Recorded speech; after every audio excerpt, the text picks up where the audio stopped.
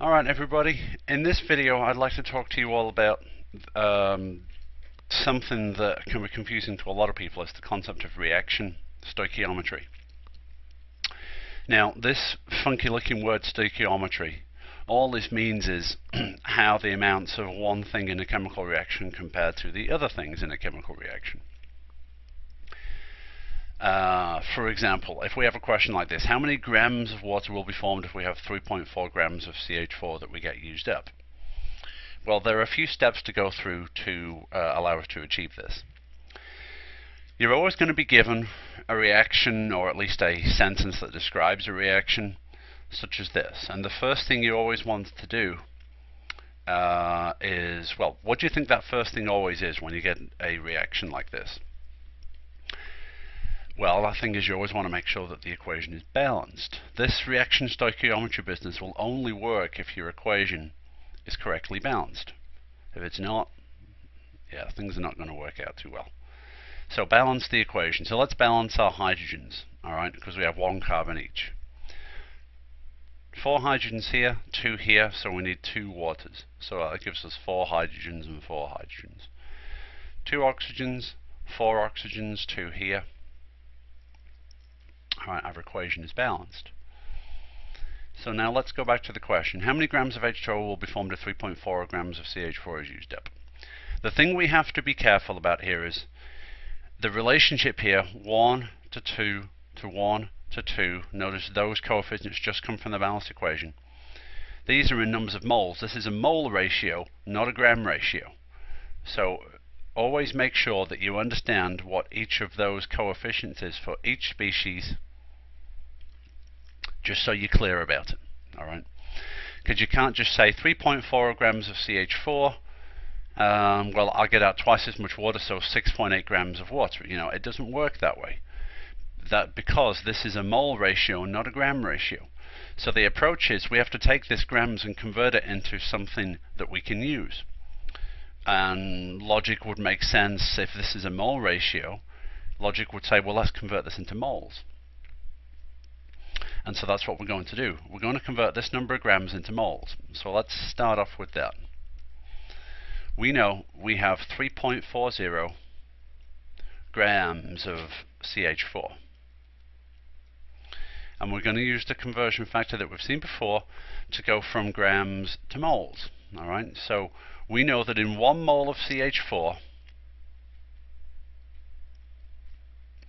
we got 4 carbons, 1 carbon and 4 hydrogens, and when we add all those up we get 16.032 grams. That's the molecular weight of methane. So in 1 mole of methane you have this number of grams. So what goes where?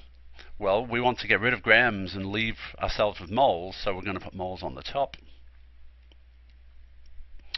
In every 1 mole of CH4 we actually have 16.032 grams of CH4. So you can see the number of moles that we actually have is going to be considerably less than 1. In fact, what we get is 0.212 moles of CH4. Alright, that's step number 1 done.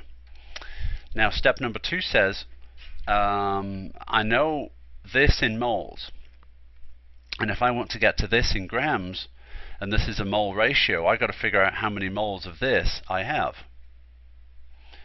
Alright, so the first step for questions like this is always to take the species that you have in grams and convert it into moles. So the first step is always grams into moles. The second step is using the molar ratio to convert from one set of moles to another. In this case we want to go from moles of CH4 to moles of H2O. So we're going to start off with a number of moles of CH4 that we have. And we're going to ask ourselves, what conversion factor can I come up with that's going to tell me how many moles of H2O I have? This is why we did our balanced equation and put these coefficients up at the top. Now, where's the moles of CH4 going to go, on the top or on the bottom? Well, because they're on the top here, they're going to go on the bottom. And the number of moles we put here is simply the number of moles from the balanced equation. Therefore, 1 mole of CH4.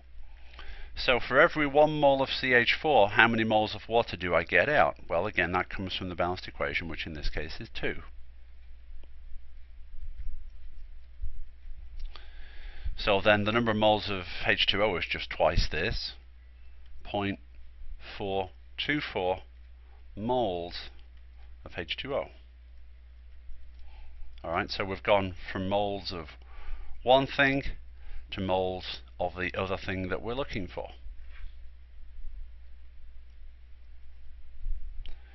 And now the very last step, we have to figure out from our moles how many grams we have. And notice in the first step we went from grams to moles. We can use exactly the same thinking, just go backwards and go from moles to grams, because we know how many moles of water we have. We have this number that we just calculated in part 2. And we know that in 1 mole of water, you remember moles goes on the bottom in this case because moles is already on the top, and we want an answer in grams, so our grams has to be on the top here. When we add up our 2 hydrogens and our 1 oxygen, what we get is a molecular weight of 18.016 grams of water. And what that gives us, 0.424 times 18.016, gives us a grand total of 7.64 grams of water. And that is how we do this. All right. For those of you that are sort of following along, let's do one more to make it a little bit more concrete for you, okay? Let's take a look at the reaction. This is the reaction, this is the reaction where I doodle on the page apparently. This is the reaction for the industrial preparation of ammonia from nitrogen and hydrogen. The question is, what do we have to do first? Well, it's like what we had to do first last time. We have to balance the equation first. Let's do our nitrogens first. 2 here, 1 here. So I need a 2 there. Changing the nitrogens changes the hydrogens as well. So now I have 2 times 3, which is 6. I've got 2 on this side, so I need 3 hydrogens there. You remember what I did before? I just made sure to write out the molar ratios here, just so it's crystal in everybody's mind about those numbers. So in this case, we're going from hydrogen to ammonia. The nitrogen is in the equation, but we're not concerned about it at all. In exactly the same way as CO2 and oxygen were in the equation last time, but because we weren't talking about them, they're there, but we were not going to trouble ourselves with them. So the nitrogen, yes, it's there, but let's just pretend that we are not worrying about it. Or we aren't going to pretend we aren't going to worry about it. So first things first, we have to start with what we're given, which in this case is the 0.85 grams of H2. So why don't we just try and come up with a plan before we do any calculations, according to what we did last time. Step 1. What do you think step 1 would be? Well, again, because this is a molar ratio, our step 1 will be to convert grams of hydrogen to moles of hydrogen. All right. Step 2. Because we ultimately want grams of ammonia, we need to get moles of ammonia. So we go from moles of hydrogen to moles of ammonia. And then for the last step, we already have our moles of ammonia. We're going to do the opposite to what we did in step 1. We're going to go to grams of ammonia, and that's going to be our final answer. Alright, so step 1, we're going to start with 0.85 grams of hydrogen. And so to convert that into moles, we know we've got to have moles on top, and that number in this case is always going to be 1. And the molecular weight of diatomic hydrogen is just 2.016 grams. Alright, so that gives us, let's see, what does that give us? That gives us 0.422 moles of hydrogen. Alright. Okay, let's move on to step 2.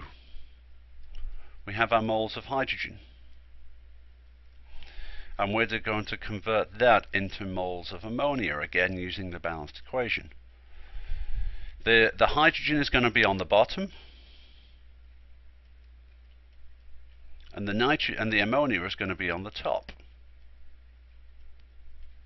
Now, for the numbers, we just do exactly what we did before. The numbers come directly from the balanced equation. So 2 here and 3 here.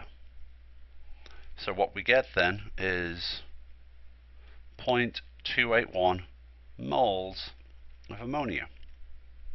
Simple enough.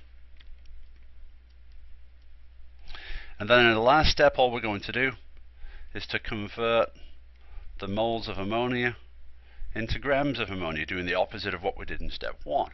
We've got to have 1 mole on the bottom, in this case 1 mole of ammonia.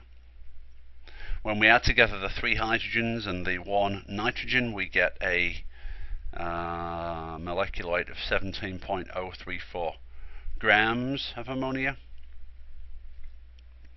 giving us a grand total of 4.79 grams of ammonia.